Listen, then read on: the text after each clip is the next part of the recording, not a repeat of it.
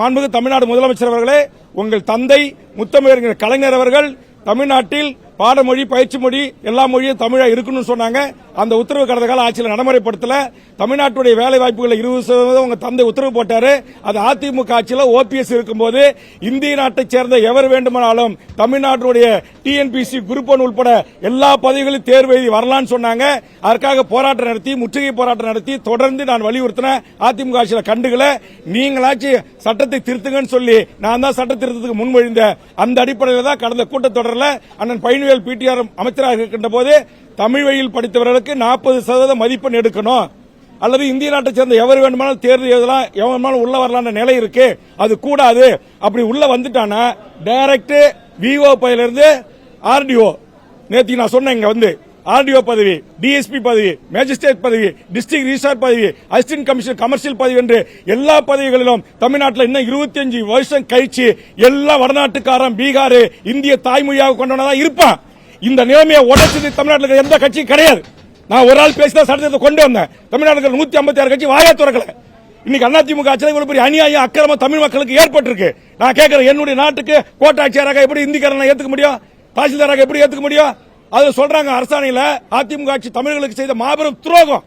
அந்த துரோகத்தை நான் சொல்றத தோலுரித்து காட்டுறத சகித்துக் கொள்ள முடியாத கடந்த கால அதிமுகவில் இருந்து திமுகவுக்கு வந்த சேகர் பாபு அதிமுக அமைச்சர்களோடு, அதிமுக முன்னாள் அமைச்சர்களோடு நெருக்கமா பழகிறவர்கள் அதிமுகவை காப்பாற்றுவதற்காக அவர் என்ன விமர்சனம் செய்கிறார். நான் பகிரங்கமா குற்றம் சாட்டுறேன். அதிமுக ஆட்சியில் தான் டிஎன்பிசில அது அண்டை நாட்டை சேர்ந்த உள்ள வரலான்னு சட்ட திருத்தம் கொண்டு வந்தாங்க. ஏன் அப்ப திமுக இருந்த சேகர் பாபு அதை கேட்கல? நான் கேட்டேன், நான் கண்டுபிடிச்சேன். நான் கொண்டு வந்து முதலமைச்சர்கிட்ட சொல்லி சட்ட திருத்தம் கொண்டு வந்து இன்னைக்கு தமிழ்நாட்டை சேர்ந்த தமிழர்கள் தாய்மொழியில பேச, எழுத, படிக்க தெரிஞ்ச தேர்வு வச்சா 40 மதிப்பெண் பெற்றாதான் வேலைக்கு போக முடியும் நிலையை நான் உருவாக்கினேன். இது என் தாய்மொழி தமிழுக்கு நான் செய்த தொண்டு. தமிழுக்கு ஒரு கேடு என்று சொன்னால் என் உயிரை தியாகம் செய்வேன் என்றுதான் பேரவைத் தலைவர் முன்பாக நின்று நான் கோஷமிட்டேன். இது தவறா? என் தாய்மொழியை அழிக்க நினைக்கிற என் தாய்மொழியை இன்றைக்கு பயிற்சி மொழியாக, பாடமொழியாக, தொடர்பு மொழியாக, அலுவல் மொழியாக இல்லாம இங்க எல்லாத்திலையும் ஆங்கிலம், எல்லாத்திலையும் ஹிந்தி போயிட்டு இருக்கு.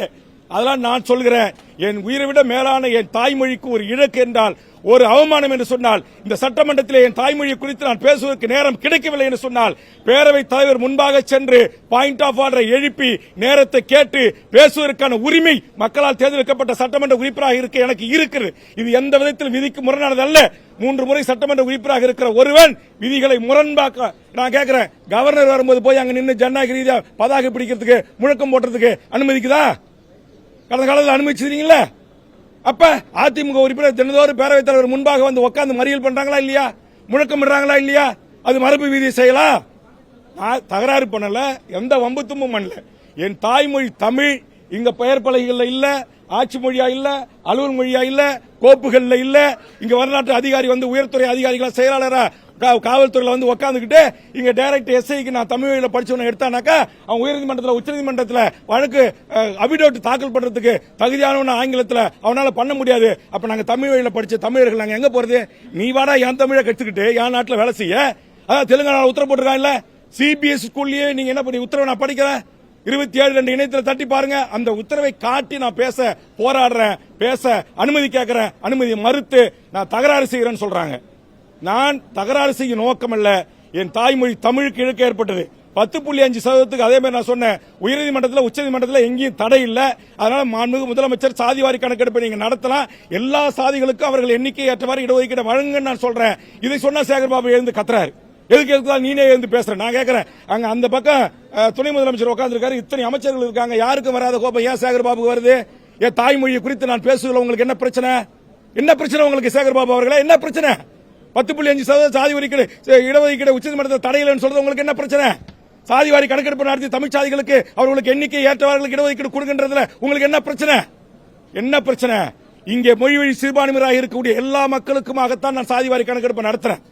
அப்ப என்னுடைய கோட்பாட்டை, என்னுடைய லட்சியத்தை, என்னுடைய கருத்தை, என்னுடைய பிரச்சனை, நான் எந்த பிரச்சனையை நான் பேச வருகிறேன் என்பதை புரிந்து கொள்ளாமலேயே மிக மோசமாக கூச்சலிடுவது. இந்த பக்கம் அதிமுக எம்எல்ஏ அவர் யாரு, ஒருத்தர் கோவிந்தசாமியா, அவரு முனுசாமி வேல்முருகன் பேச்ச நீக்கு, இந்த பக்கம் உதயகுமார் வேல்முருகன் பேச்சு அவைக்குறிப்பில் நீக்க. என்ன வேல்முருகன் சட்டத்துக்கு புறமா பேசிட்டான்? என் தாய்மொழி தமிழில் படிச்சவங்களுக்கு 10 ஆண்டு கால வேலை இல்ல, என் தமிழ்நாட்டை சேர்ந்த இளைஞர்களுக்கு வேலை தராம நீங்க அண்டை மாநிலத்தை சேர்ந்த இந்தியாவை சேர்ந்த எவர் வேணுமாலும் வந்து இங்க வேலைக்கு சேரலான்னு போட்ட உத்தரவை தோல் உரித்து காட்டின.